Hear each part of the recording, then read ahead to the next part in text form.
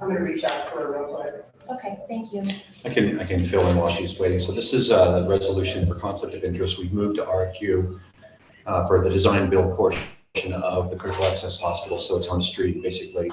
We just need to acknowledge the resolution that there's no conflicts of interest with anyone that we are going to be, that's coming forward in answering our RFQ.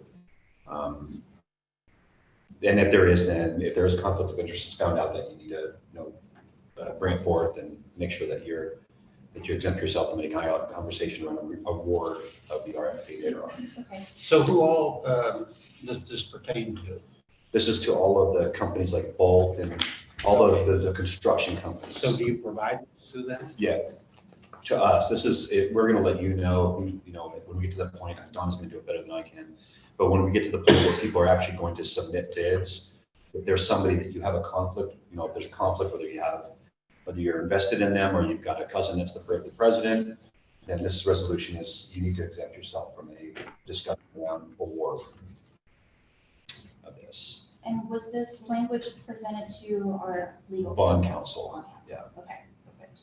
You guys, I am on if you have any questions. This is Donna. Hey, Donna. Hi. Could you turn it up a little bit? Hold on, Donna. Hold We're on trying one to second, Donna. We're trying get you to, yeah. turned up here. Go ahead, try again. Can you hear me? Just 1 second, Donna. Okay. Thank you. The Grant from BBK may be on as well. Grant, are you? Stand by, Donna. We're having some technical issues. Okay. TK stepped out for a minute. Does that speaker work? It's on. Oh, but there's a little knob on this speaker. Can you? Yeah, I turned it Oh, up. you did? Oh. What about on the actual device? Yeah, so the device is closed. You want It to open says it? do not touch. Can we please get TK in here? Don't touch it. She says, don't touch. There we go, turn it all the way up. Try again, Donna. Can you hear me? No. It's not on the internal speakers. Yeah, it's not talking to that speaker. I love it when we get the technology all worked out. Stand by, Donna. Okay. Donna, Grant was on the line earlier. I do not see him joined now. Okay. I'm texting him right now. Did any of you have any specific questions about So this is a conflict of interest with respect to the board, like any of us, with respect to everybody? anybody at the hospital? Mhm. Anybody involved? Yeah. Do we really need input? I think it's pretty straightforward. Yeah. So I Yeah, read it's it. straightforward. If we can move forward, but Donna, we got to get this fixed anyway because Donna's report is next. So You know what we can do? We can put a pin and come back to. whatever you'd like to do. Fixed. Yep. Okay. I don't know if you heard that, Donna, but what we're gonna do is we're gonna move forward with the vote for the policy, and then we'll briefly skip over number 11 while we work on getting speakers fixed in here. Okay. Okay, thank you. All right, do I have a motion to approve resolution 434, conflict of interest policy for design build project delivery? I'll make a motion. Thank I you, don't have Dr. any Ross. questions about it. Do you have a second? Second. Thank you. And all in favor, Rich? Aye. Ryan? Aye. Dr. Walls? Aye. And I'll vote aye, thank you. Not really, Deborah. All right, so we will skip past number 12, and we'll come back to it. I'm sorry, so we're at number 11. Yeah. And go to 12, funding for professional consulting Center Community Works EHR project. Sure. So this is a continuation of some of the work that we've done in the past, the board meeting. This is my request to the board to allot a certain number value or a dollar value to provide professional consulting services into the Cerner implementation. I did reach out. I told you last time I did reach out to a number, 4 other consulting companies, received 1 response. And in fact, Elite was, I'm not going to disclose what it was. I had an NDA. So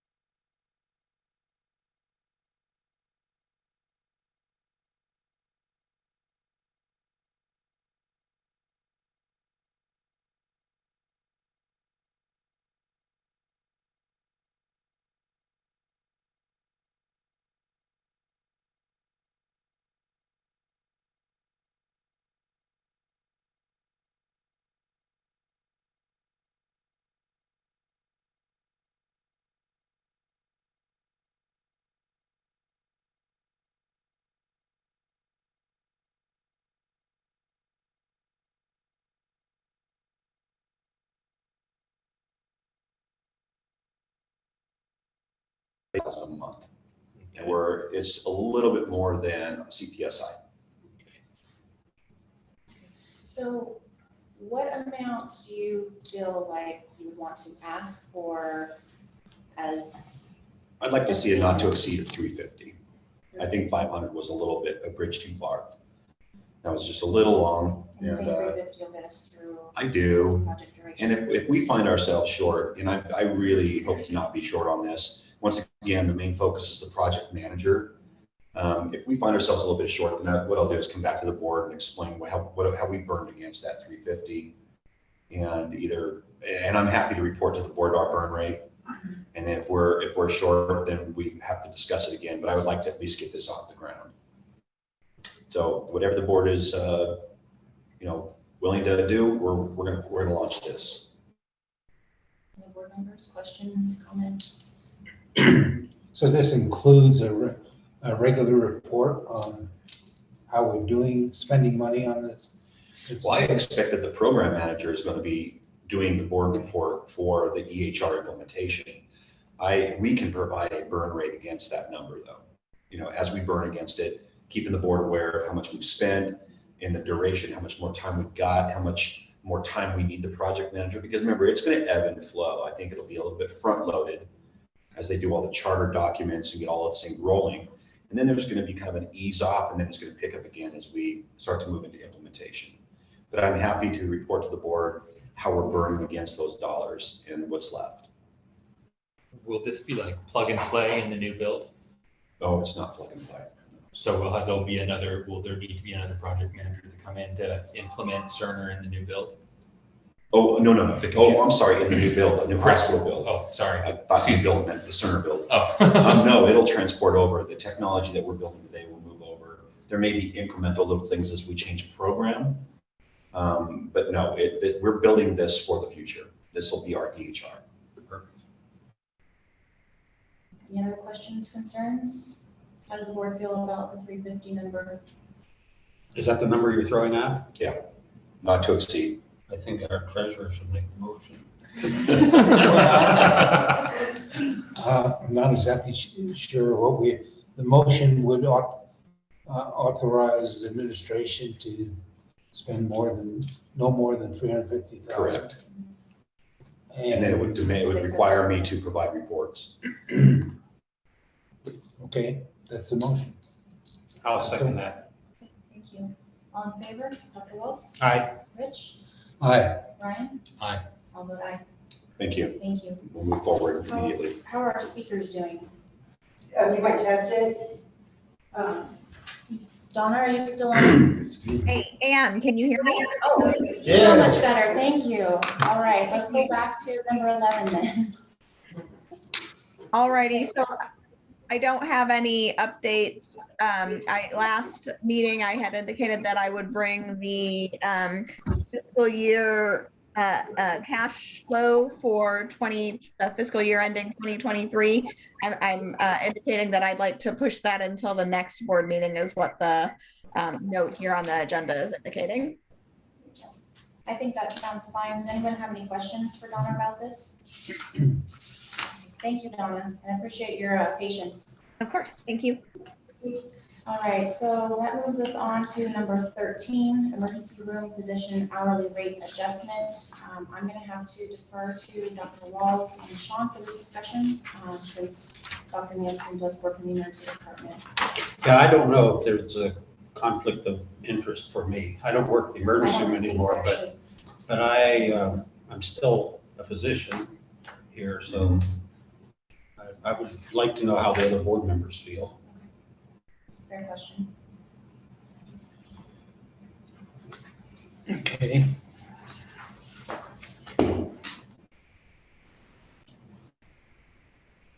Where is There is no, I'll give you the background. So we have been pushing forward with a continuity of care process out of the emergency department where ER doctors are acting as hospitalists as well. So they not only will treat in the ER, but when they admit, they follow a patient unless it's been passed to an attending doctor that wants to take on the rounding. This has created a continuity of care so that people that are on the floor, if they do not have a primary doctor or the primary doctor is not available, provides our emergency room physicians to round and continue their care plan forward, create orders on the floor and such. So the responsibility is now not only just ER, it's ER hospitalist work.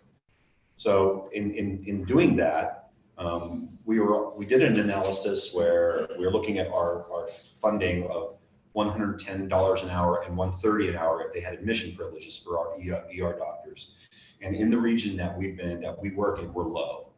Our number for $130 an hour was low, even if they have admission privileges. So what I'm asking the board is to change admission, a doctor that has admission privileges and hospitalist privileges, which is what we're doing now with all of our doctors, to go to 150, which matches and mirrors very similar to what the other hospitals are doing around the area. So, what does Banner pay? Was that? What does Banner? Banner's more than that, but this is like EPHC just went to, I believe, 155 or 160. I can't remember exactly, but this is in the range. We were low when it came to our ER doctors. Part of our trying to recruit ER physicians also is they take a look at, they look around. They know what the rate is everywhere. So we want to take it up a notch. I've had been in discussion with Steve around budget to make sure the numbers are in there for the budget. But with them expecting more, I'm expecting more out of our ER doctors as it relates to continuity care and Project Dust Off, which is the high quality care that we want to do in our ER. I would like to put in front of the board an adjustment to their rate. Okay. I would like to hear Dr. Wall's comment on that. If you don't want to vote on it, that's fine. But what, do you agree? One of the questions I have is, when they're working as hospitalists, do they charge for their inpatient work? Do they charge for their H&P? Do they charge for their daily rounds? And They stuff do like get that? RVUs, yes. And how does that compare with other hospitals? We're in the mix. 52 and RVU is about where they are. And that looks fine, the RVUs. It's the hourly rate that we seem to be low for the ER. But they do get the work relative value units, which Steve will attest is right in the mix, 52. Yeah. Well, I do have a conflict of interest. I understand. You want to say anything, Dr. Webb? Dr. Ware, you? No. Okay. No, I really don't. It sounds like we may need to table it until our next meeting if we can be here. So if we have two that need to abstain, then we can't really have a vote, right? Yeah, I don't feel comfortable voting on it. Does the board require anything more from me to make a decision? We do this poll where we call. I mean, we haven't done a very formal thing. It's a matter of getting on the phone with the CEOs and finding out where they're going with their rates. But I mean, does the board require anything more formal than that?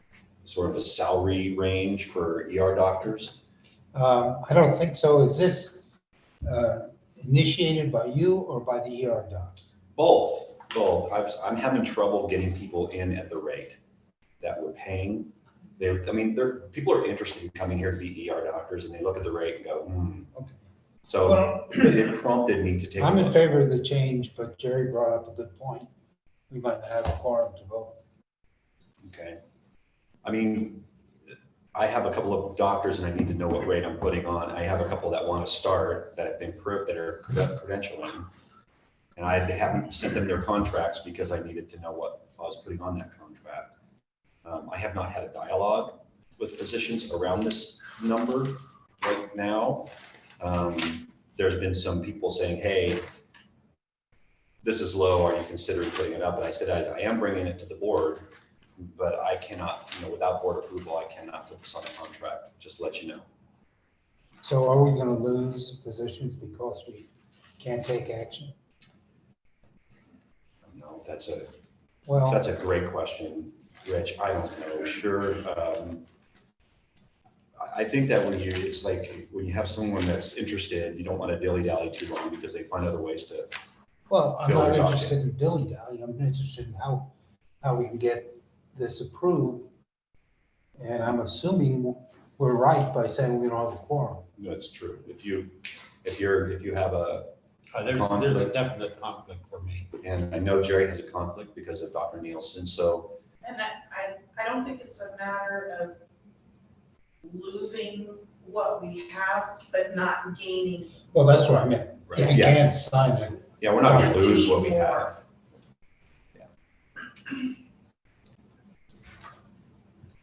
This is pardon my unfamiliar with the topic. This rate is for an ER doctor when they're performing ER duties or when? Yes, our hourly rate. They work 24-hour shifts, Gotcha. and it's the hourly rate by which they work at. And we have a split hourly rate. Right now, it's 110 if they have no admission privileges, but they're backed up by another doctor Okay. at 400 an hour, 400 a day. 400 a day. If they have privilege where they can admit, we do 130 an hour. Okay. And now that we're asking them to do admissions and hospitalist work. Now, you do get paid for the work in the hospitalist, but they do have to follow some added duty. So, rates in the valley, Judy, you can help me out here for ER doctors are anywhere from what, 190 to 210? Hey, Jerry. 175. Is there any action we could take, which will record it in our minutes, that show that there is an interest of the board to move the rate higher? Can I make a motion, and if Ron decides second it, that we just can't vote because we want a quorum, but at least it'll be in the minutes? I don't see any reason why not. So that if Sean allow is, me to move yes, it would allow him, And then we could formally approve it at our Yes, July meeting. right, I think that would be appropriate. okay. So if that's the case, I would like to make that motion to increase the hourly rate for emergency physicians to $150. I will second it. Okay, I will move forward and then expect that in the next meeting, we'll do a vote. We'll make sure that that's on the agenda, please, carrying forward. Is the rest of the board comfortable with this? We're. Okay. Can't be involved. Thank you. Okay, thank you. We're not even allowed to give a grimace. No. All right, so that moves us into our May 2022 financial report. Steve, thank you for joining us. All right. Somebody running the viewer. I think TK. TK is. TK, do you mind pulling up the financial report? If you're still. Oh, there she goes. There. There she goes. Thank you. Thank you. Okay, we are looking at the month of May, 11th month of our fiscal year, and those of you keeping score at home, today is the last day of our fiscal year, so how about that, what a fiscal year it was. So for the month of May, things sort of normalized, if you will. Jonathan term, I like that. And for the month, we had a loss of $220,000 versus the budgeted loss of $252,000. As usual, there's pluses and minuses. I'm actually on page 2 of the presentation or my materials. Revenue was of a positive to budget, gross 101,000, net 66,000. This time the revenue variance, positive revenue variance, was driven from our inpatient and swing services. We had some unique things going on there that drove the revenue that I think are replicable. Certainly won't happen in regularity. In other words, it's not indicative of patient demand. The revenue was driven off a couple patients as opposed to numerous ones that we normally have revenue that in that amount. Expenses were pretty much in line. We talked about at the board meeting last month. We had felt we had accrued a little additional on salaries and wages because we paid the retroactive adjustment for the union agreement. And indeed, when it reversed it, the accrual that is reversed, it reversed it at a higher amount. And so we were under budget on salaries, about $42,000 a good portion of which was related to that accounting mechanism. And contract labor, slightly over budget at $6,400. We discussed in the treasurer's meeting that it's only slightly over budget dollar-wise, but we have more bodies under contract labor right now. We just currently are experiencing some good rates on the higher dollar registry folks, the RNs, and then the majority of our contract labor are the CNAs in long-term care. Professional fee, others were negative to budget, just over $30,000. We made some payments related to the new hospital bill, the polling consultant, and our financial advisor. These were unbudgeted items, but were items that have gone to you all for approval, you all being the board. And other expenses had a negative variance of just under 11,000, and this related to recruitment expenses, which we should expect to continue. However, we will put some additional budget dollars into our fiscal 22-23 budget for recruitment, because we know not only are we going to have the cost of bringing providers and others out here, but we'll have to pay the agency or the headhunter the placement fee when we're successful. That's the financials for May. Questions, comments? I don't think so. Thank you, Steve. Any questions or comments from the other board members? No. Thank you very much. Okay, so next on our agenda is Do you want contract. Oh, Approve the. I'm sorry, yes. I will accept a motion to accept the financial statements for May. So moved. Thank you, Rich. Do I have a second? Second. Thank you, Dr. Walls. All in favor, Dr. Walls? Aye. Ryan? Aye. Rich? Aye. And I'll vote aye. Thank you. All right, now we're moving on to the contract for revenue cycle services from R1 RCM Inc. And Steve, you're presenting this as well, right? Right. Thank you. Take my mask off for this one. So what we have before you is a proposal from a company called R1 RCM Inc. And their proposal is twofold. One is they will assist us with the implementation of the Cerner system from a revenue cycle perspective. So the setup on elements within the patient accounting, such as insurance profiles, our charge master, the reports behind all the transactions we have within revenue cycle, which are mainly charges and collections and adjustments. And then once we go live with Cerner, they will begin being our day one, what we call day one outsourcing, which means when the bill's ready to go, we send it to them. They submit the bill to the responsible payer, either third party or patient, and then they do the collection and follow up and resolution of the accounts. The second part of what I just described is currently what the company HRG does for us right now. So that's what's before you.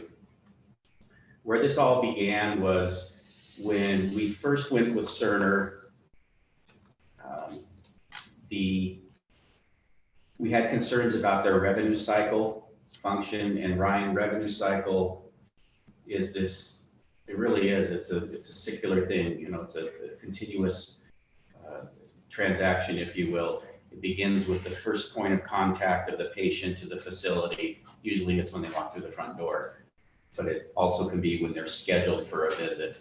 So the first time that we have contact with a patient goes through all the steps of registering the patient being provided the services, us capturing the charges for that, us recording the charges for that, us putting the coding on it, and then sending out the bill to, again, the responsible party. And then finally, processing any payment adjustments, and then resolving the account. It may be full payment, it may be going to a secondary, it may be going to the patient, whatever it might be. So when we say revenue cycle, that's what we're talking about. So originally, we were concerned about the Cerner revenue cycle, and nothing that we've experienced, and we're not alone here, has changed that perspective. And so we started looking at who could potentially help us with this new information system. And at first we thought, well, you know, if we could just get someone to come in here and help us with our first step, get our billing up and running, and then basically hand it off to HRG, away we go. Well, we checked with HRG, their experience with Cerner is very limited. That really caused us great concern. And so we said, well, who's out there? We talked to Cerner, our Cerner reps, and they gave us a couple recommendations, some of which we knew. And then they gave us R1. So we started talking to R1, and when they, I'm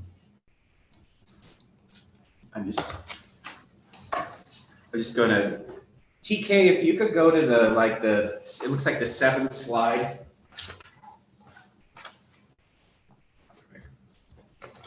So when we started talking to them, one more thing, or backwards. There it is. Rich got it. Yeah. Right after project timeline. So when we first started talking to them, you know, everything was great. They said, yeah, you know, we do this, we do that. But one of the things that just a little more TK. One of the things that we also do is we really help with the transition, not just like the day you go live, they're there holding your hand and, you know, run into your aid, but they literally had a map of how to get from basically where we're at right now to our go live in February, March. And that first flag there, August, is when we are starting our, whatever we're calling it, our unofficial or soft kickoff of the full Cerner implementation. And so they laid all these things out and things specific to Cerner, and just the more that we talked, we were, you know, we just were like, wow, this is so much more than we thought we're getting into with a vendor. And so we started talking more, and they said that they could do this for quote unquote free if we were their long-term vendor. So if they were just going to be a short-term solution when we go live to help with billing, and then we turn it back over to our existing vendor, they said they'd have to charge us for this, and we never got to a discussion of what that was, but they did put a valuation on the services that they're proposing to provide. So we just started talking to them about being a permanent solution. And we went through the whole process of vetting them with their clients, their existing clients. And what this really the conclusion it led us to is this was really our preferred or desired revenue cycle solution going forward. So let me pause there. That was 10 mouthfuls. So do we want to discuss anything I've said, or Rich and Jerry, you guys? Well, I I think pretty much rolled this out to the Rich and Jerry at the treasurers meeting. So my understanding at the treasurers meeting is that doing the HRG component with R1, that it would not cost us any more. Is that correct? yeah, we didn't. There's an analysis in your packet about the cost, and if we just did just pure apples to apples, whereby we took what we actually paid HRG for the last 12 months, compared to, we took the same information that HRG paid, based their commission off of collections. So it was a very easy apples to apples. everyone gets a percent of collections, is just how they structure it. HRG has a separate percentage for inpatient and a separate percentage for outpatient. R1 has an all-inclusive rate.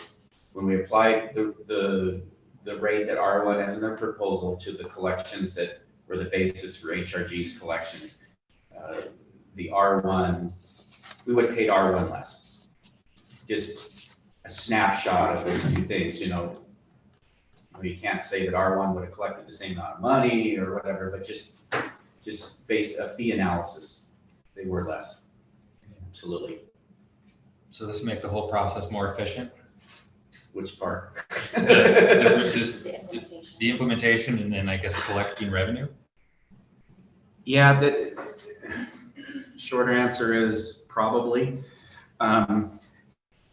What we got from one of the references that that R1 gave to us, and of course they're always going to give you their good references, but you can tell when you talk to a reference whether they, you know, they're speaking our language and what they're saying makes sense and all that. One comment they made is they said the only bad thing they could say about their relationship with R1 is they said that we should have had them here before we implemented. They brought R1 afterwards to fix the things that didn't work. And it's really interesting because I don't know what's going on here, but I finally was able to glean the relationship between R1 and Cerner, or actually wasn't glean, I was able to determine it, where it came from, because the people that we were talking to, some of the people we talked to with R1 were former Cerner employees, which also was a positive thing for us. So Cerner had a division or whatever called RevWorks, and it was really their revenue cycle services division. It wasn't their technology, it was people that supported the revenue cycle technology within Cerner. And Cerner had immense difficulties with this, and I'm not trying to say that Cerner did this or did that. The health systems that Cerner is working with are massive, you know, are gigantic ones that have so many interrelated stuff. We're very, you know, you can put your arms around us kind of thing. So the complexity of trying to capture the revenue cycle in a complex organization is just night and day from us. But so they were unable to do that, and what they ended up doing is they ended up selling that division to R1. And so basically what R1 bought was their client, their book of business, their client roster. And so now R1's just run with it, added it to their existing revenue cycle services, and now they have a little niche in serving Cerner clients. So yeah, if I can add, so when we were speaking to Elite and to some of the other consulting groups, they did offer up revenue cycle consulting. And the way they brought that forward was Cerner, this is the one thing Cerner doesn't do well in their implementation, which having worked at Adventist Health, I can tell you that it was always a struggle. The revenue cycle was always really, really difficult with Cerner Health, Cerner Millennium. So when we were going to try to get help for the revenue cycle, which really where we need it, because we know that those AR days can really take a hit when you do an implementation like this. Elite wanted to charge us between $180,000 to $250,000 for a revenue cycle consultant. And boy, they push hard on it. They did. They pushed hard, saying this is where you're really going to fall apart, where it's potential for really falling apart. Cerner's clinical capabilities are as good as anybody, Epic's or anybody else, but it's on that backside, that revenue cycle side, that they just don't do well.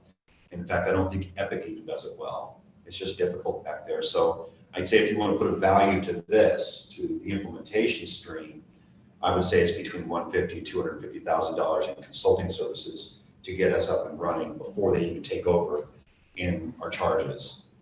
So if you want to put a value to what they're giving us, I think that that's probably a fairly substantial value or net value that you can probably hang your hat on. What it would cost us in a third party to help us through that. So they're going to throw that in, but they want a 5-year.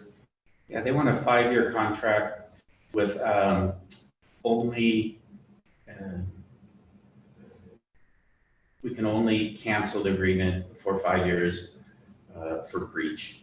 And the breach would allow for remedies, cure periods. It would allow for potential arbitration. So this is a bit of a leap of faith, and this is getting married on the third date or something. I don't know. But I think the way I look at it is I think that R1 has more to lose than we do in this deal, because if they can demonstrate that they can successfully do an implementation of Cerner Community Works and successfully operate an end-to-end revenue cycle, they've just expanded their market in a big way, because many hospitals, I mean, hell, we got Portola right across the county going to Community Works. PDH is already there. Many existing Evidence CPS users, clients, facilities are transferring to Community Works, and this could be just we could be a flagship for them, if you will. Not to mention that almost every conversation we've had has just really made us feel positive about what these guys are doing. And this is, I thought it was funny when we first met them. I thought it was like, a couple of expatriates from Cerner just, left the campus and started up a business in their garage or something. They're younger. The people we dealt with are younger people. And then when we looked at R1, it's a big company. It's publicly traded. They have multi-dimensional healthcare divisions, and it's a serious company. So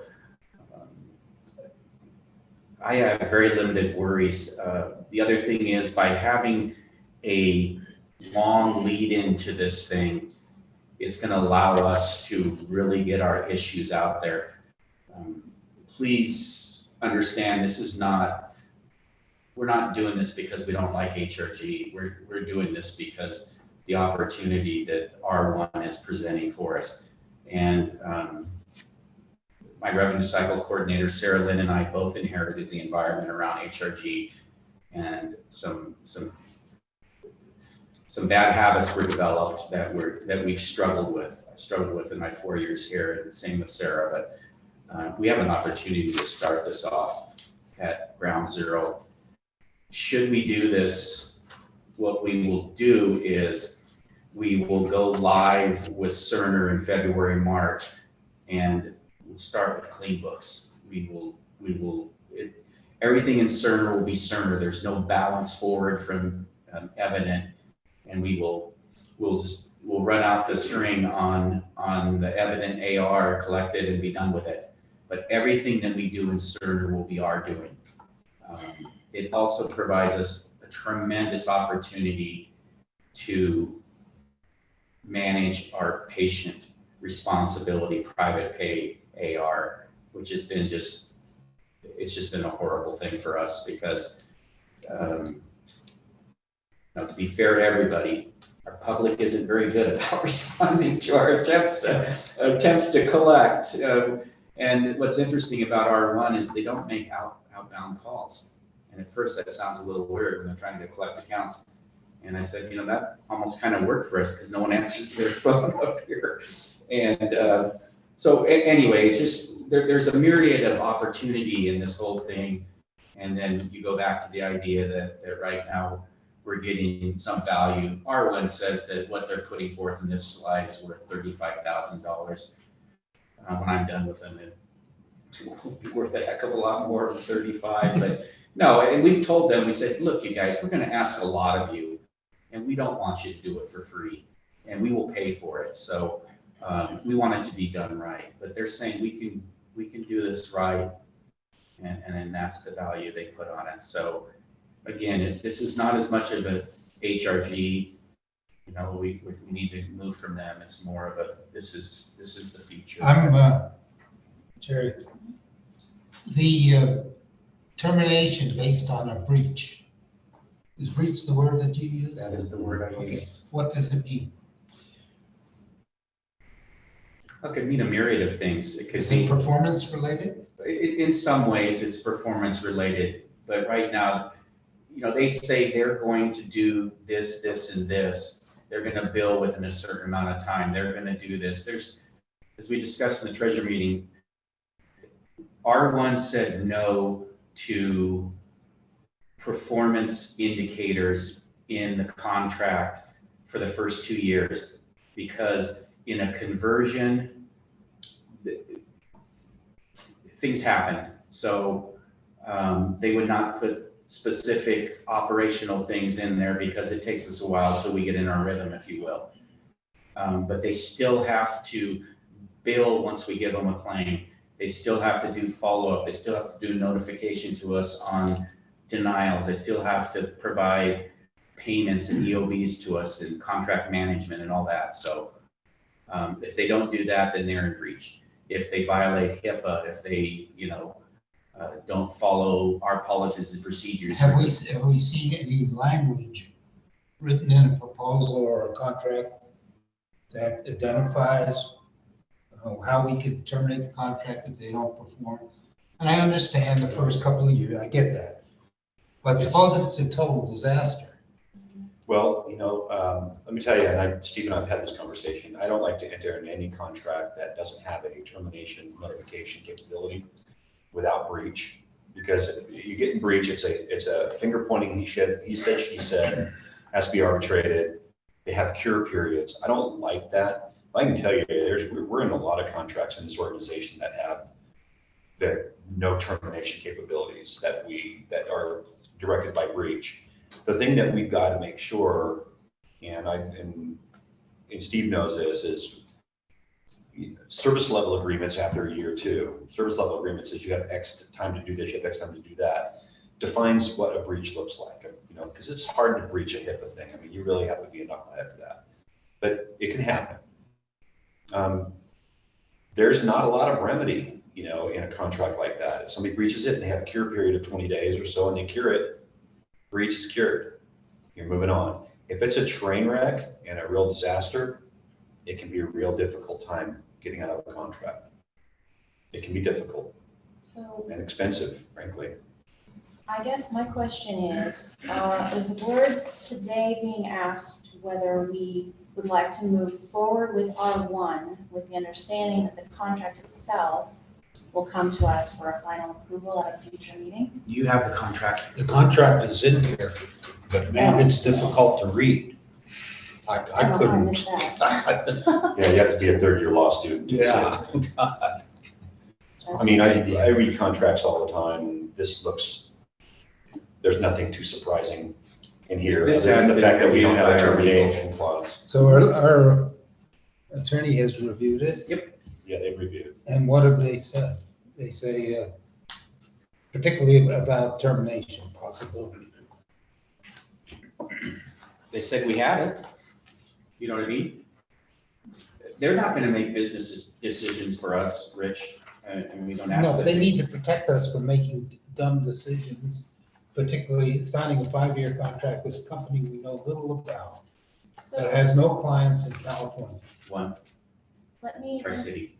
sorry, Rich, just one second. Where? Tri-City, Vista, So San Diego County. we talked about maybe doing some sort of a performance base after 2 years. Is that somewhere in here that we would have the ability to do that? Or is Yes, it's in the scope of work. that- okay. Scope of work there's a scope of work document that goes into the nitty gritty of of how they do their business. Okay, I apologize. I did not realize the contract was in here. I hadn't had a chance to review They're saying with me. Just set aside 1 month and read it. it. Lots of copies. So I understand we want to start engaging their services this upcoming month. Is that correct? Yes, Timing wise? and we can go into an agreement with them for 2 years. It'll affect the rates. They did propose.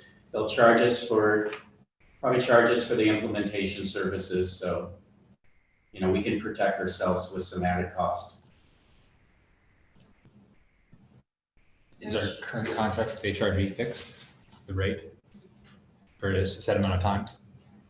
Yeah, it's It the, also has performance aspect.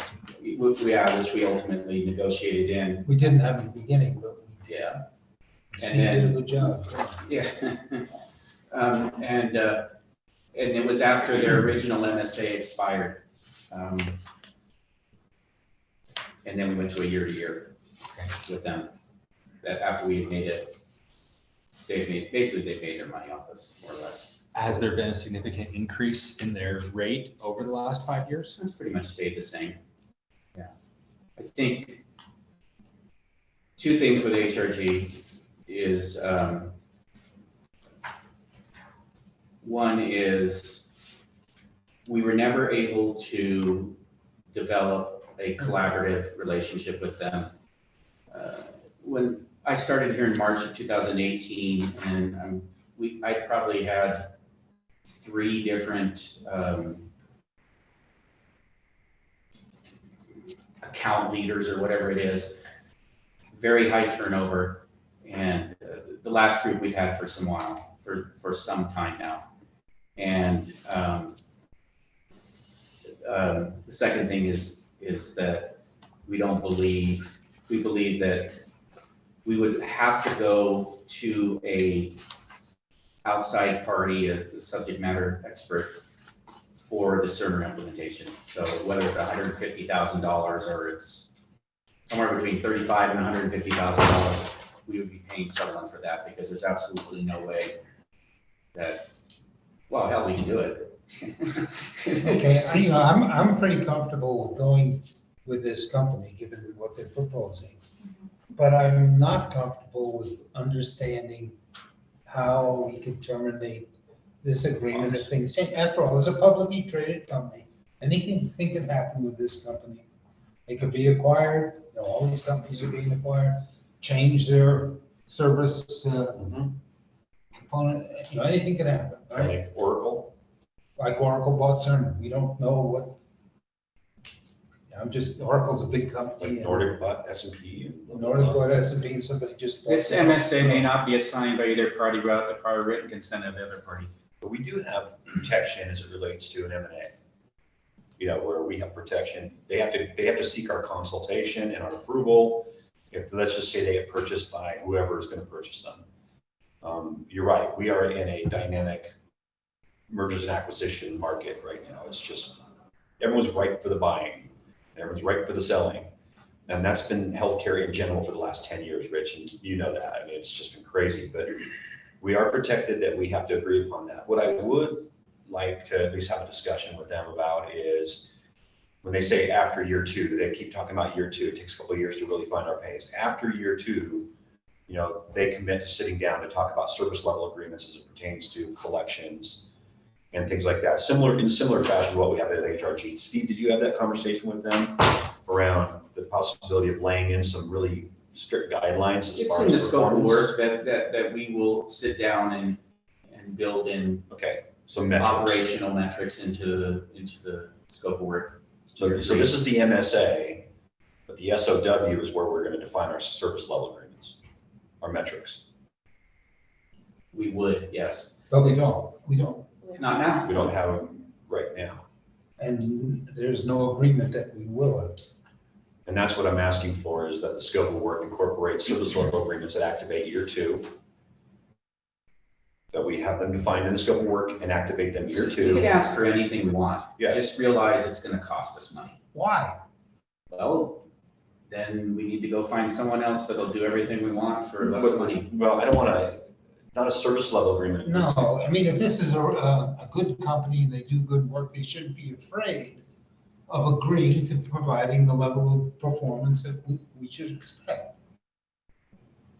So did they say, Steve, in the conversation that if we lay in service level agreements in year 2, they're going to raise the rates? I mean, are they basically baiting us with, No, they didn't say that. or They they're didn't- going to charge us for the implementation? They did not say that putting it in year 3 would affect the rates. That's what we're asking, I think, then. What they did say is that if we wanted whatever you want to call it, if we wanted performance metrics that could trigger potentially the termination of the contract. I don't think we need to terminate. I don't think we need to trigger termination. I think there's either cause that can come from that, that they have to be aware of. The biggest thing for me is similar to HRG, if you do not perform under these guidelines in year 3, what's our remedy? Short of termination, let's just say short of termination. What's our remedy? Do we get a penalty? Do you get a penalty? It's just, I hate to say that we have to keep companies honest, and I'm not against this. I'm 100% for this, but I understand that it seems like we have to keep companies honest now with the ability to call them out, when they're not performing. I don't think we have to seek termination. Maybe the service level agreements is not, cause for breach because it's a breach of the MSA that we're talking about, but it's cause for some sort of a penalty to them if our AR days, let's say, go to 140 days, 160 days, there should be something, a remedy that is not short of termination for us to be able to get back to what we want, our expectations and such. Yeah, that was my original question. We go to 140 days, is that a breach? I would think so, because I would think that how the hell can it get to 140 days if they're doing everything that's in the scope of work, Rich? I mean, yeah. I get that. So how do we have that in the contract? So we won't have It confusion. sounds like we need that scope of work as part of what we approve with the So MSA. if we're gonna pull the scope of work out, we'll have to do it in closed session, because that Right, it's is proprietary. proprietary to their business. Well, so the only thing that I would say is, and let's not get too crazy with scope with the service level agreements, but let's say there's language in there that says in the scope of work, if our AR days exceed X number for a period of more than 2 months, that constitutes breach. You know what I'm saying? It gives them time to remedy it. Well, it constitutes a trip to arbitration, because they're gonna say it's There's us no- doing it, They'll say it's us doing it, right? so whatever. I think it sounds like the best course of action is to get a shorter agreement, pay more, and. I don't agree with that. Yeah, I think the long agreement's not an issue. Yeah, I don't think that 25 years is necessarily the issue. I think that we just need to understand, beyond this, what, I think what's in the statement of work, what's in the SOW, as far as what does happen in year 2, because none of that is in this part that I can find anyway. And so this being the master agreement, any subsequent agreement can be whatever falls under this. So I think that as a board, we just need to understand that in a little more detail. Love the idea of going with them. I think that there's a lot of advantages to going with these folks. I think we could probably hold a vote that we will move forward with them, understanding that we will have more detail to review. I'm very comfortable moving forward. My only issue is the ability to terminate the agreement if they don't perform, because, it doesn't take an acquisition by a public company to make changes. They just could make changes based upon change in management, change in philosophy, whatever. Changing what type of business they want to pursue. Yeah. I mean, things that are out of our control. And 5 years, So- 5 years, we're looking at that because that's the package being offered, and it's a good package. And I want to take advantage of a good package. So Steve, I'm sorry to interrupt. Go One ahead, second. I'm done. For that scope of work, we actually do have that document, it's just not public information.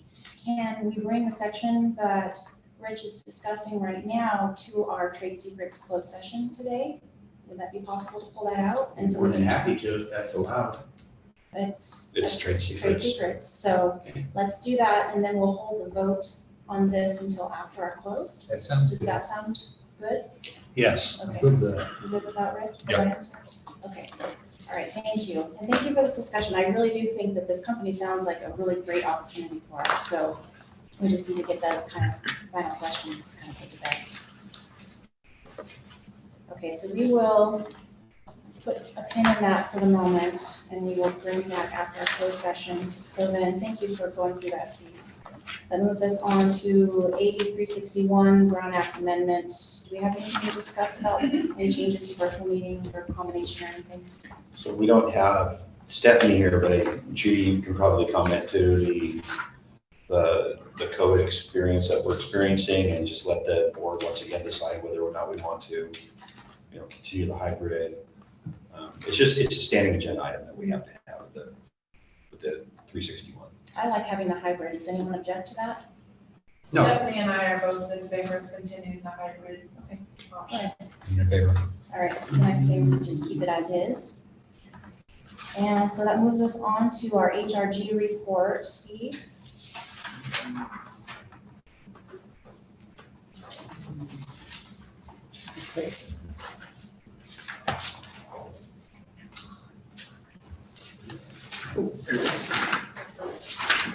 Okay, just kind of a progression from the last couple months, well, from March to April and now April to May. I don't know what's happened. The long-term care accounts, we seem to have got some of it solved. We're finally getting some payments, but tell you what, Sean, when that CEO from Partnership Health comes around to tell us how great our world's going to be, when they show up, we have a list working for them that they need to address. They are very poor in problem resolution. And we're having some real problems with Partnership. We even sent one of our staff down to one of their utilization review meetings in Reading, and they didn't even know that we were contracted with them for the hospital. They just said, "Oh, Lewis County, nope, you're not us. Why are you here?" So we're really struggling with Partnership Health on our long-term care accounts. So it's something that or if the CFO comes up or whoever comes up, we really need to talk to them. So Frankly. do you have that same problem with the other health and wellness? They don't take, apparently they don't take long-term care. It's either straight Medi-Cal or Partnership is the only two Medi-Cal programs that pay or that do long-term care, at least with us anyway. Yeah, and this is a point of concern that we have. These deals are made way above our head. These deals are made with the state, and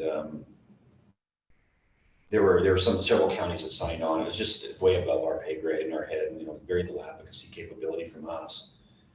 And I do have concern. This is going to affect the revenue cycle.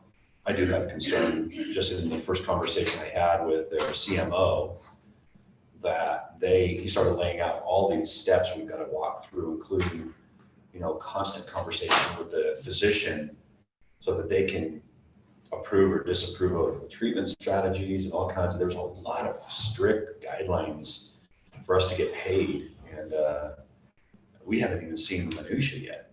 This was just a conversation in the office. It's happening. It's going to come forward. There's nothing we can do about it. Can't stop the train. We just need to make sure that we understand the rules by which we're playing by with this new Partnership. Because it seems like it's going to be a real struggle to get through payment with these folks at this point. Now, is that only the long-term care? No, this is Medicaid, Medi-Cal. So it's Medi-Cal. primary care. The Medicare, that's right, I'm sorry, Medicare. It's the clinic is the big addition, because already we're contracted with them for long-term care and at the hospital. Yeah. It's gonna add you guys to it. Well, my concern is, are we going to be taking Partnership and not taking health and wellness? Not, well, we'll have the same situation, but that we'll still see health and wellness and Anthem, but they'll have to come from quite some distance, because now Lassen County, and we're going to talk to, excuse me for pointing at you, Dr. Waltz, but we're going to talk to the CEO about your concern because of Butte County. I don't know where they're going. Butte County and I don't know about Shasta County. That's where we refer for patients, so. Well, that's my concern, because most of the patients here get referred to Chico, Mhm. which is Butte County, which Mhm. doesn't take partnership. They will be though. I believe that Butte County has signed on. They were mad as hell, Okay. the meeting I went to with That Anthem. would so have All of the counties under, water getting dripped on our forehead, are going to be signing on with a partnership. My understanding is there's consensus to all the northern counties. Well, I think they should have all done that to begin with, go with one program. Because We should this have. hunting around for a specialist to refer someone to gets to be a real chore. We were cajoled into this, more or less, stepped into this to saying that if you're not in, you're on the outside. And it felt a little bit, like we were pushed into the decision that we didn't really get to have a lot of input. So who makes the decision for the whole county? Is it the board of Supervisors, supervisors? yeah. Okay. Yeah, so I would imagine the challenges that we would have there, the other facilities in our county and elsewhere would be having too, right? Yeah, we would, but once again, I think that there was a multi-county letter sent to the commission about partnership, and I believe that everybody signed on to it. Steve, do you know of anybody who did not sign on to it? Us? Well, we didn't, because it didn't make any difference if we did. You mean other counties? Yeah, I think everybody, they sent a county, there's all the counties signed on to this thing, as I remember. Have you heard of other, like Lassen County, them having trouble getting paid by partnership? They seem to speak highly of them. Yeah. Okay, Um, so maybe once we get whatever process is set that they want, hopefully it won't be too hard. Well, all I ask is if we're going that direction, then give us the playbook so that we can make sure that we do things the correct way. That, if you require us to put an apple on our head and click our heels 3 times, please let us know that so that we can prepare the workflow Yeah. such that we're not getting denials. That's the biggest thing for me. It looks like, we're going to play in that sandbox. So let's just determine the playing rules right up front so that we can adjust to it. I just don't want to get stuck with, our AR days flying through the roof because we're not aware of how to play with them. So, but sorry, Steve, I totally took your HRG report. Well, that was the biggest part of it, was that the challenges with partner. The other thing with partnership, and everyone's got their story, is for some reason, we're not able to integrate with them electronically, and we send paper claims, and basically what they can do with a paper claim is that they can hold it for 30 to 45 days, reject it, resubmit it, hold it for 30 to 45 days. Right. Will that be different with Cerner? Well, I would certainly hope that our clearinghouse takes care of that. And we believe that and we actually think that if we kept at it, we'd get it through Evident, but I don't know that that's the intention anymore, that we're gonna try and do that. Yeah. But it's just brutal. They just have a specific policy that says, they can diddle daddle, right? Diddle daddle with paper claims, and they do. Sorry, remind me, when is the county completely switching over to 24? partnership? Well, the gentleman said January 24. I still haven't seen anything. Well, they still require the state still has to set rates and their board has to vote on it. But the CMO seemed to think that was a foregone conclusion, So that we the should- board's going to vote on it, but they had not set the rates for them. So they're still in negotiation. Okay. So it sounds like though we should be fine continuing the paper claim process For now. until our conversion to Cerner, and then Oh, hopefully after that we can get it electronically set. Except that they cover long-term. So we're still doing paper. Yeah, it's a fight. Well, I guess then what would it take to be able to submit electronically? So when we go to Cerner, that would be part of the conversation. That's part of what we just talked about, R1, making sure that we have an electronic transfer capability for things coming out of Cerner into the clearinghouse, which then gets sent to the payer. Those are the questions that we have, is what comes out of Cerner, what spits out of Cerner, that we can submit to the clearinghouse. And Steve is a clearinghouse with R1's very familiar with the Cerner clearinghouse, right? Yeah. So we're, the Cerner Clearinghouse, R1 is very familiar with them and how to work with them. So just understanding the rules. Any other comments, Steve, or questions from the board? I only have one comment. Making matters worse, it's actually after the third year that the performance things would be put in, not in year one in the contract. So it's even another year out. So we can look at everything when we go into closed session. Just want to be clear on that. Board members, questions, comments about the age review report? No? Nothing you can do about it. Keep trying. It is what it is. Hell definitely wags the dog in healthcare.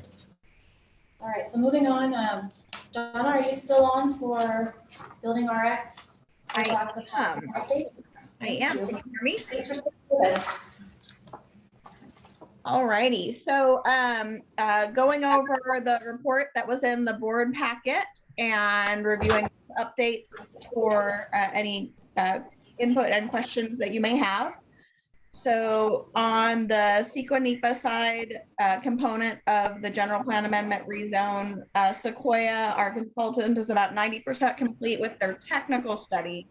And that is the portion of the that needs to be complete in order to complete the initial study that gets routed to, we've agreed to route it first to the county and LAFCO for any input they have, and then it will go to the public for any public comment on that.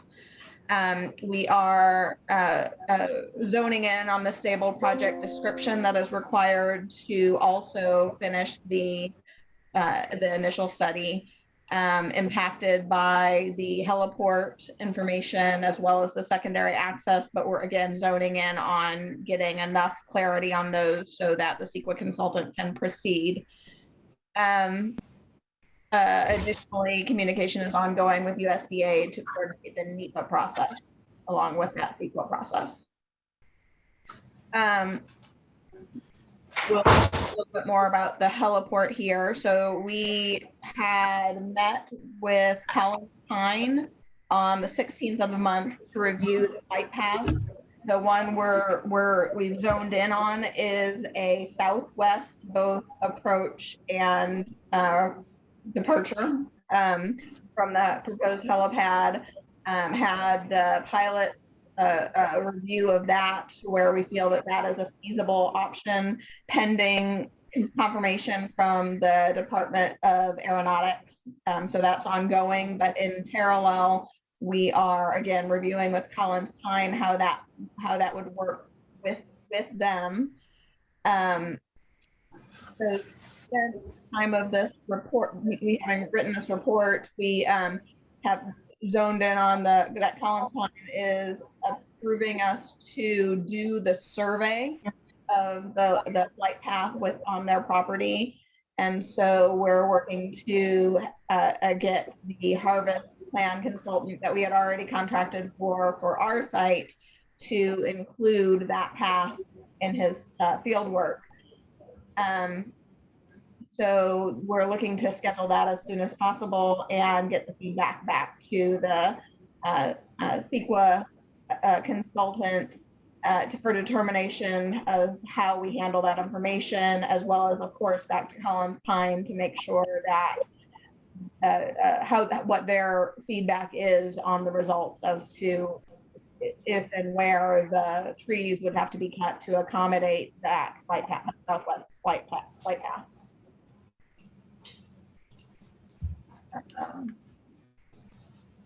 Moving on. In reference to the harvest plan, I think I've gone over all that information. We haven't gotten yet any information on any fee increase for them, including the Collins Pine, the flight path within Collins Pine property, but we'll continue to track that and report back. The Wildwood easement, we have the information from the civil engineer to, as far as what we need for the best access to the facility, to the future facility.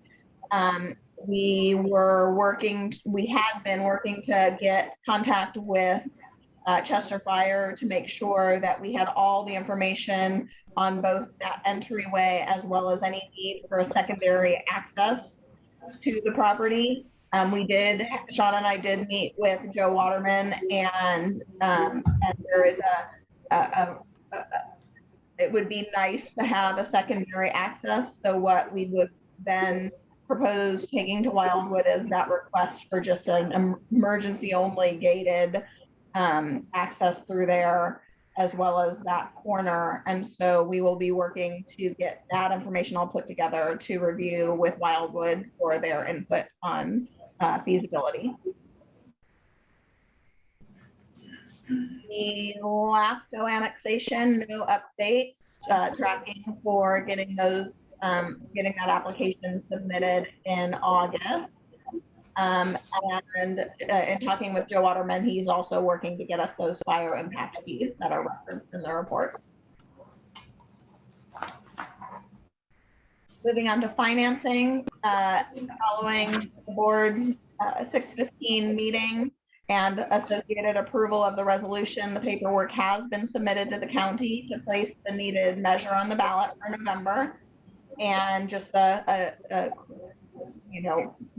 that any campaigning for the approval of this bond is now at the discretion of the Friends for Seneca, the independent citizens group. So that is now in their hands, and board and staff communication should be informative, not advocacy.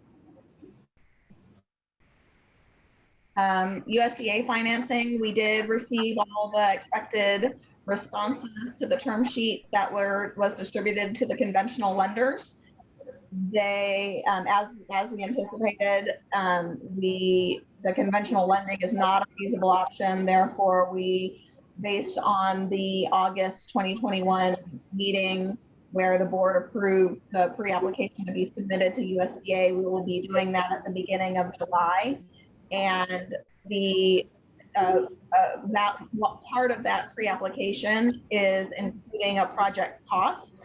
And so in order to cover ourselves, we are going to increase the amount that's within that pre-application to just as we zone in on the budget based on, as you'll see down below here, that we're expecting to be validated. Once we get the design build entity on board, we want to proceed in parallel. And so we are looking to submit that pre-app with a larger amount than what our current project budget is in order to cover ourselves in the anticipation of potential increase from that 54 million.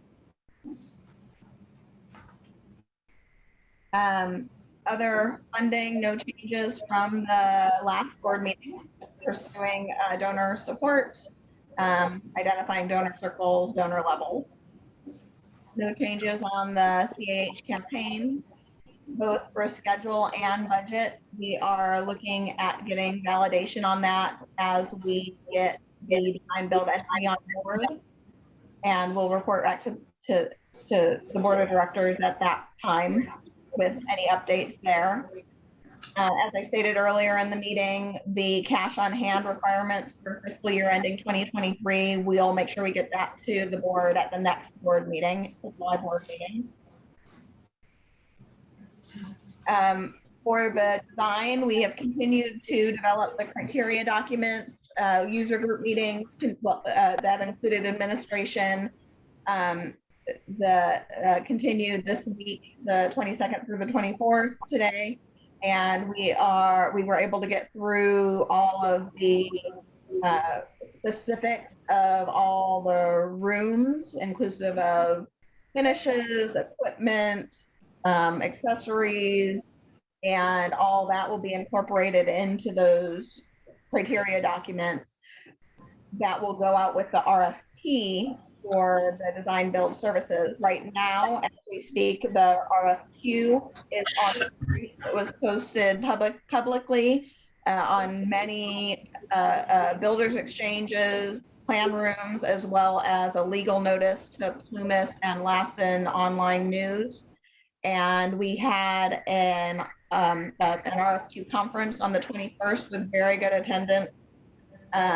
We initially had a deadline for that RFQ on July 1st, but extended it to July 8th in order to make sure that we're getting a good response, such that we'll be able to shortlist the 3 design build entities that will then receive that RFP that was referenced previously.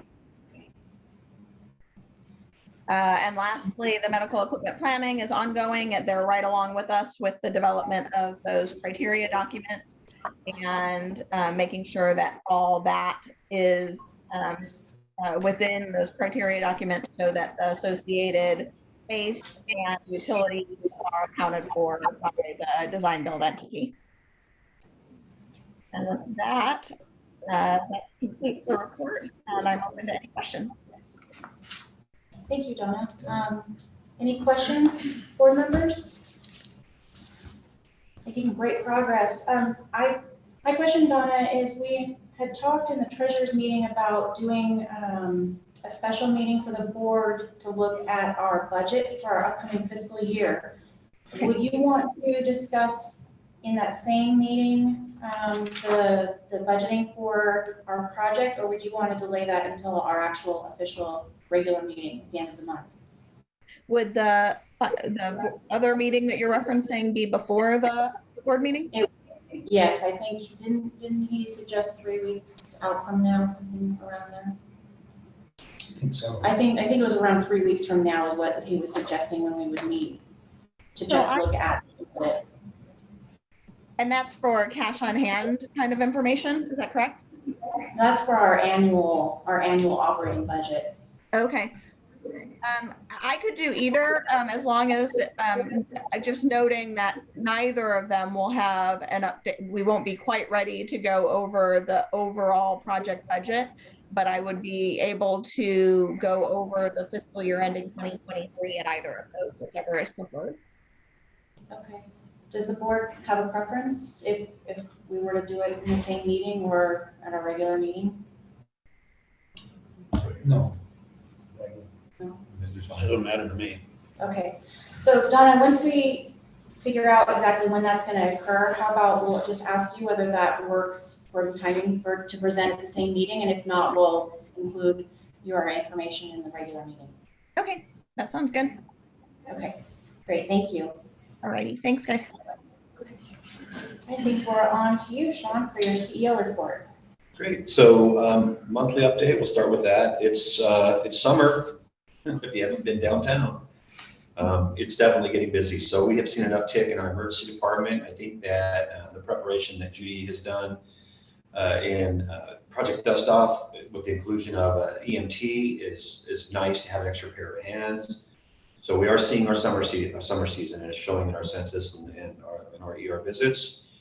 So we want to be aware, we do have a new sign up at 813. So part of our marketing to our visitors has begun. Chelsea's been really busy in that regard, but if you 813 and Clifford, we have a sign there. My understanding is all those other signs they're trying to clean that all up. So Ace Hardware has come forward and said, been talking to SPI to put a big sign out on SPI away from the Caltrans easement. And I've asked for the center of the sign, a big center of the sign. So those signs hopefully will get all cleared up and into one big one. So, but our signage is out there for awareness to the communities of the peninsula. As part of Project Dust Off, Judy, and maybe in her report, I just want to report it that we are having conversations with our EMS partners to talk about the transition from first responder to how we interact both professionally, continuity care, the handoff. So we're just trying to smooth that process out, and we've been struggling a little bit with just kind of I wouldn't say a diminished relationship, but we're acutely aware of the fact that our EMS partners are critical to our healthcare environment, and we want to really work on that relationship, and all for the betterment of how we work together as a team, but the biggest one for us is continuity of care to the patient, making sure that we're really, really cohesive in the way we approach these things. On Wednesday, it was mentioned by Donna that I did go to Quincy and file our paperwork for the November ballot. The ballot initiative has been filed. Once again, I want to reiterate, because it has been filed, the board of directors, while you're acting as the board of director, can educate but not advocate for the measure. When the measure gets numbered, it will be going out. We have a community group that's being formed with the paperwork is being filed with the FPPC, the Fair Political Practices Commission. So when we're working in the capacity in our jobs here at Seneca, we have to abstain from any kind of advocacy. I just want to be very clear. Bond counsel was crystal clear about our role. So that's now, that is currently, as we've been filed. After 50 years, our train car is gone. It only took 18 months for me to get rid of that, but it was here in 1972. Turns out, this is just something to know for the board, that is actually a very rare car. We did not know this, but it's now at the Portola Train Museum. And they basically were giddy about it. They apparently had some crazy history that we didn't know about. So it is gone. That's a win. Last month, we submitted to the industry an RFP to replace our phone system with a new voice over IP system, which is going to coincide with our network upgrades and our server upgrades around VM. We did some research and we issued this RFP. We have 5 responses that came in. I can tell you, I've never felt so over my head in my life when it comes to technology. The voice over IP is just a different beast compared to like the clinical technologies and network technologies that we use. It's just a different language altogether. So while we have received these and I have begun the financial analysis, I'm going to be bringing on at a very low cost to us, I hope, hopefully well below my marker, somebody who can actually make sense of this stuff that is being submitted to us, because it is complicated. And TK, I've talked to everybody that's been involved in this, and we're just all swimming in the acronyms. So I'm looking at possibly bringing on a gentleman to just score the RFPs. That's all it's going to be. Read these, give me scores, and then create a suggestion for our top 2. And then I'll come to the board with those recommendations to see if we get approval. Will the system interface with our clinical system? So you can send messages into Cerner, so they have the ability to do that, the messaging. It's not going to interface or integrate, but there's ways that the operator can message in Cerner if we need to. Those are questions that were all in the RFP. And So pop up like an instant message on someone's machine? Or? I can't tell you for Okay, sure, okay, but we did ask questions about integration. It may be 2 systems, but they should all be in the cockpit of the switchboard operator. Okay. The ability to do these things. So that's coming. I will be bringing to the board probably next month the final and the recommendations going forward. These are actually not as expensive as I thought it was going to be. They're all in the startup range of about $20,000 to $30,000 to kick it off, and then there's a monthly charge for calls, just like what we're doing now. Like to replace all our phones? Yes, all with brand new phones and everything. You can either rent them or buy them. So that's the financial analysis we're doing. The implementation timeline was really mind-boggling. It's only 30 days. So, so that's really interesting. I'm learning a lot about phone systems that I just don't even care to learn, but not enough to be able to make a really good decision and bring it to the board. Well, we have to change our phone numbers. We will be, so yes, so that's the big change for us is going to be a marketing thing. I think I brought it to the board last time. We can't port the numbers from Frontier. They won't port them, which means they won't give us our numbers unless we use their system. I thought they were required to. No, they won't port their numbers. There's been multiple conversations with Frontier about porting our numbers, and they won't do it. So what Seneca is going to do is we are going to be moving to an 800 number And I think I told you, we had our little contest. I tell you that about, 800 Almanor, 800 SHD Care, whatever. We're kind of looking at different ways to do that. We have not yet investigated whether an 800 or an 866 number is available for those things, but we will be doing a major marketing campaign about the new numbers for Seneca Healthcare. That will be our trunk numbers that come in, and then internally we'll be able to transfer and do all kinds of stuff. So, okay, interesting stuff. Like I said, more than I ever want to know. We notified one of our landlords earlier this month that we'll no longer be leasing space. Our staff housing, we're doing something a little more creative. We still, not in a critical phase of staff housing, but we have enough right now without this one that we have let the lease go to accommodate the travelers and our staff that travel up here to do their full-time work. So we're okay right now. As you know, we pulled off on buying the one house. Just there's some things that just didn't feel right on it, and frankly, I don't like to buy at the top of the market.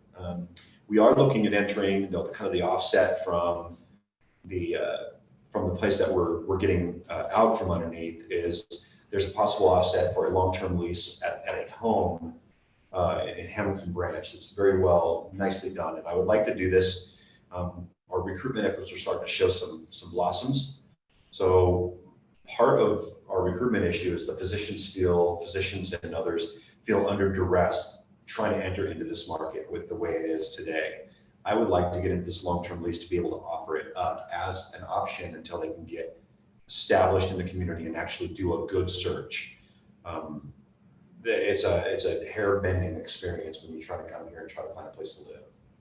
So I would like to be able to enter into this lease long-term to put physicians that are coming to our community, whether they're locum or full-time, temporarily in that place. And it's going to be it's going to be an offset. In fact, we're about 300 ahead for that. So I may be entering into that. We've experienced a significant failure in our plumbing and sewer system and the skilled nursing. This is just, these are 50-year-old pipes. And we had a major problem in our sewer system. We had to open up the slab to get to it. We actually had to cut through the concrete. We have located it. There's a mitigation plan in place, but it's going to take us probably until the end of July to complete and make the fix. We are going to be able to put in a patch fix in the next couple weeks, the next week, to get things flowing again. But the long-term fix is going to probably come late July. Just want to let you know that that's a cost that we're going to incur. Nothing we can do about it. It's just really, really old pipes. And that'll delay our renovation as well. Well, no. That was a conversation we had this morning. Once we get it moving, flowing without the final patch, the final fix, we are going to continue our renovation, start moving around. So I've made it very clear to the staff that the skilled nursing facility renovation is well behind and it needs to pick up. I need to get our census back where we should be, 12 to 16. And the reason we dropped it out obviously was to do this renovation. Let's go. So, don't spare the horses anymore on this thing. We got to move forward. Physician and mid-level recruitment retention. So we have had a flurry of activity. A young resident by the name of Dr. Razy came up and visited us. He was very, very interested in us, but I was notified that he's a little overwhelmed with decision. This decision is a big one. He loves us. He really liked us. He's having to make some decisions, so he's going to take a little bit of time to figure these things out. So he's not out of the wood. He's not out yet, but he's a little overwhelmed coming out of medical school with the decision and having to be jumping into real doctoring and all the things that are associated with that. So we're going to let him kind of cool out after graduation. Great guy. I think he'd be a phenomenal fit, but we need to do that. We have 3 physicians coming in the next 2 weeks. Dr. Jake Oman, who from Sholo, Arizona, is back on the table. Dr. Stephanie Stafford and another physician that are all taking a look at us, including along with that would be another PA that will be here next week. A PA that's looking at us, Loma Linda professor, teaches the PA program at Loma Linda, but also does a family medicine and urgent care actively, so he's still actively practicing. So pretty impressive. We've interviewed three of the four via Teams, and we have another interview tomorrow with another physician. So we're starting to get them to come here to take a look. All right. So we're starting to, Dr. Bill Watson will be joining us on July 19th. He is our orthopedist. We have been in preparation both from a surgery perspective and a clinic perspective for his arrival. We are going to be doing a big marketing push to let the community know that we do have an orthopedist. We'll also be doing a marketing push with our general practitioners, our family medicine doctors to say, hey, we have ortho that comes to town now. So we're excited for his arrival. Dr. Kevin Donaghy has applied for privileges, and I believe will get privileges in July. Will be up for credentialing. This is a new ER physician. He's out of Lodi Memorial with Adventist and also out of Stockton. He does work at the Stockton facility. So he's an ER doctor that has been pushed through. He seems to, like us, he'd like to give us, I believe 4 to 5 days a month. So there's that. Could I interrupt you for a second? Certainly. Could you have Dr. Watson provide us with a list of things that he's going to be doing? Absolutely. Yeah. And then just our campus upgrades, I'd just like to give these. Our completed projects are starting to get longer than our non-completed projects. So we have 7 and 6, so we're just slightly ahead now on what we've completed. And I hope to make that a 13-0 score by the end of summer.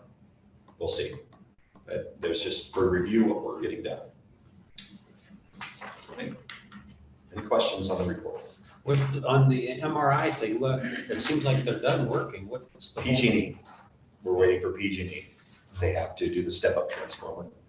Okay, so then we can get that, remove those generators. In fact, we're removing all the generators except for the ones that are fixed. I asked to remove the generators by the COVID out today. So things are coming along.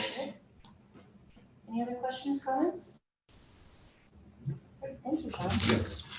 So Judy, you are up. Okay. CNO report. So I have, as usual, given you the COVID update in Plymouth County by the numbers. Our positivity rate has gone up significantly in the past month for test positivity. And of course, that does not reflect all of the home testing that's being done. So we know anecdotally that number is actually much higher. We have had a few staff members experience COVID illness. Thankfully, we're not seeing hospitalizations as a result of it. So Are we still doing weekly testing of our staff? we had re-implemented, so we have to do weekly or bi-weekly testing of all staff who do not meet the criteria for fully vaccinated. Oh, okay. But we did re-implement some weekly testing this week just because we were seeing such a surge in the numbers, and we're just being very conservative in protecting our skilled nursing population as much as we possibly can. So, it seems like the county cannot accurately keep track of the cases. It's Correct. not impossible because It's impossible. most of the people now are doing their own home testing. Right. And And there they're is a not way that you reporting. can report that, but it's all voluntary. Right. So.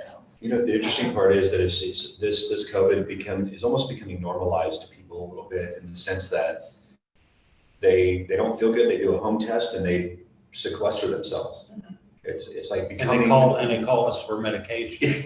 They call you for Medicaid, but it's almost like normalized where people are like, okay, yeah, I've got something, I take Yeah. it, there it is. Yeah. And then they just stay home and call their friends and cancel Thanksgiving. And we're still doing scheduled testing Monday through Thursday every morning, but with the resurgence of the population back in town, the ER was getting completely inundated. So today we actually have to put out public messaging that this is not the place for you to come to do your testing. Especially on a holiday weekend, we can't have it. So, it's unfortunate that we just are not, we don't have the resources to do this. And our ER has gotten very busy the past couple of weeks, especially yesterday was crazy. And I So think tests are available, home tests are available at Holiday, Sure. right? they were, yes. So that messaging went out. We did have one patient who was admitted to the floor. We're still testing all inpatient admissions. So it was merely an incidental finding that he turned out to be COVID. He didn't have any symptoms. That's not what he was being hospitalized for. Long-term care unit, our new director of nursing transition is in progress and going very well. Katie Neely is our new DON. Ashley has been very, very busy working on our new CNA program, which started last week. So she and Tiffany are up to their eyeballs onboarding these 5 who are actually temporary employees with us while they go through the program. And we actually get reimbursed for the expense of them in the program through the new training place. And then they will be eligible to apply for permanent positions once they're successful. Sean talked about some of the issues we've had related to the long-term care refresh project, but we did come up with a plan today, and hopefully we can get back on track with the actual room renovations that are in progress. And the rooms that have been done are very nice. So we were able to get the new mattresses deployed to the long-term care unit as well. We received a beautiful letter from a patient's family. She sent it to Ashley with a CC to both Jerry and Sean. And Jerry asked me if I could just share it briefly with the board. So this was one of our residents for the last 6 years before she passed away last fall. And the kids talk about, they sent a very generous donation along with this beautiful letter. They talked about their long-term relationship with Seneca Hospital, how their mom had given birth to all 3 children here at Seneca, how their father received his end-of-life care, receiving excellent care here at Seneca. And I just want to quote one part of the letter. She said, during the 6 years our mom was in long-term, we visited her frequently and came to know the staff and other residents quite well. They became our second family. It is with great emotion when we remember the genuine love and care given to our mom by this exemplary staff. The professionalism and devotion to the residents was unwavering, and we knew there was no other place where our mom would feel as comfortable, respected, and heard. And so with that, they sent the donation with it specifically going to long-term care. And thank you for asking me to share this because I think it reminds us of why we're all really here and can't lose focus on that. We did receive another 5-star rating for overall quality, so that's 2 months in a row. We received that from long-term care as well, so we're extremely proud. I did outline in my report some of the capital requests that we've gotten for the next fiscal year, and we're trying to report those out to you on a regular basis. So, because there will come a time when we're going to have to prioritize the list of requests that we need. And I think I reported last month that in my first few months here, it was a break fix. We had so much broken equipment or end-of-life equipment that that's what we were spending a lot of money on. We want to be much more proactive than that, especially with the number of equipment needs we will have moving into the new facility. Some of that will be things that we'll want to purchase prior to going over to the new facility, and we discussed that briefly at the treasurer's meeting this week. Sean talked about what we're doing for emergency department operations currently. For radiology, there continues to be a severe contrast media shortage. They had initially estimated it would be relieved by July, but now they're saying it's worse than ever. And this was related to a factory having to close down because of COVID outbreaks in China. So now they anticipate this shortage will go on through September.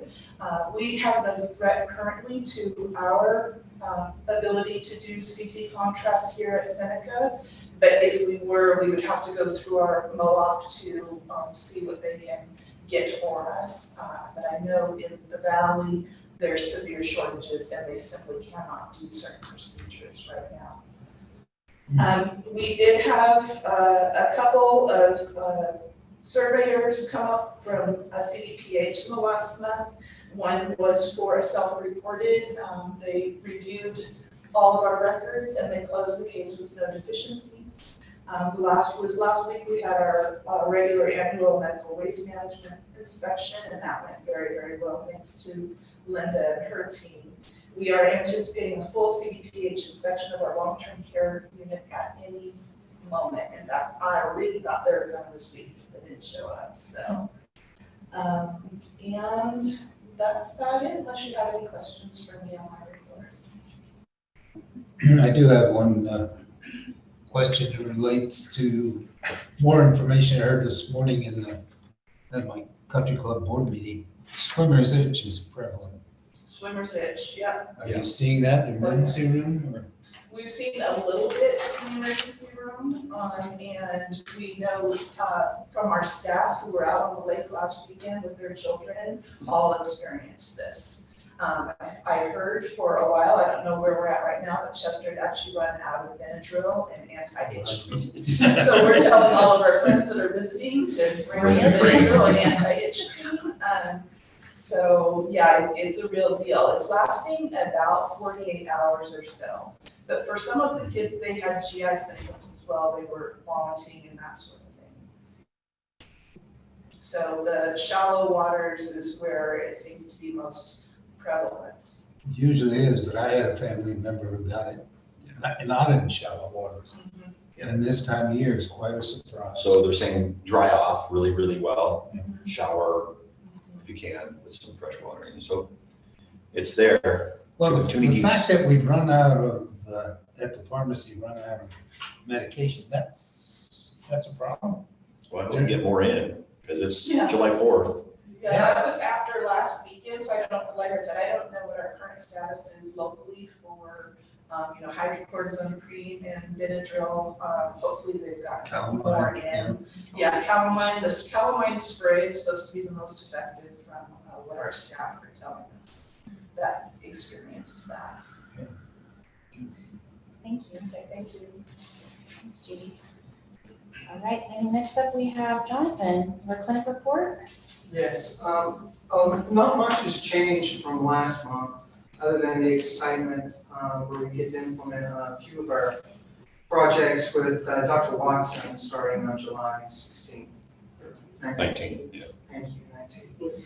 And so as we transition with some of our clinicians, it's also given us an opportunity to meet. We're meeting next week with key staff to develop and make sure that we are standardizing between departments, cross-training, to make sure that we have our coverage in place whenever we have sickness, vacations. Sometimes it's a little rough when you have staff that's not tenured, who've been into positions to cover. So that's helping everyone kind of understand where we're going and to make sure that we don't fail supporting Dr. Watson, as well as the surgeon that, go back to back on those days. So we're looking at how to delineate those duties and make sure that there's books in every department so we can quickly adapt. So that's kind of what we're focusing on right now. We're also excited about a lot of questions about the excitement about the board system and the opportunity to have someone, a full-time receptionist, to take phone calls on how that will help us maybe streamline because they, shifting calls around and things of that nature is a big part of the duties in the walk-in. So we're learning how to take advantage of those situations and make sure that we streamline. So are staff receptive to those changes related to the They're phone asking, system? yeah, they're asking. I think, a lot of this conversation happened way before I came. So for me, it's been quite easy in terms of just talking to them one-on-one about it, just briefly, and then they come back with questions. So we've had, quite a bit of time now to develop a board and to move forward and get rid of the uncertainties of some of those transitions, I think. Okay, great, thank you. Anyone have any questions for Jonathan?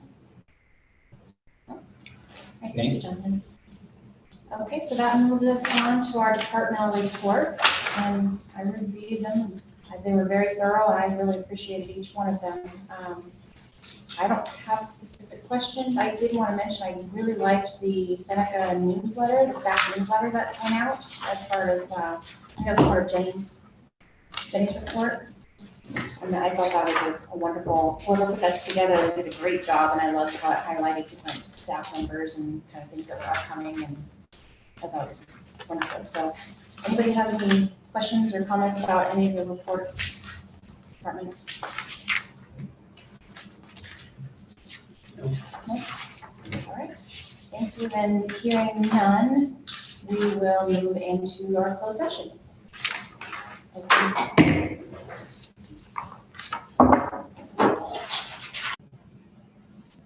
This meeting is being recorded. All right, we're back in open session. There were no reportable actions taken during closed session. Number 15, the contract for revenue cycle services from R1, we are tabling for our next board meeting. Our next regular board meeting will be July 28th at 3 p.m. here in the conference room. We will be scheduling a special meeting before our next regular meeting to go over our budget with that date and time to be determined.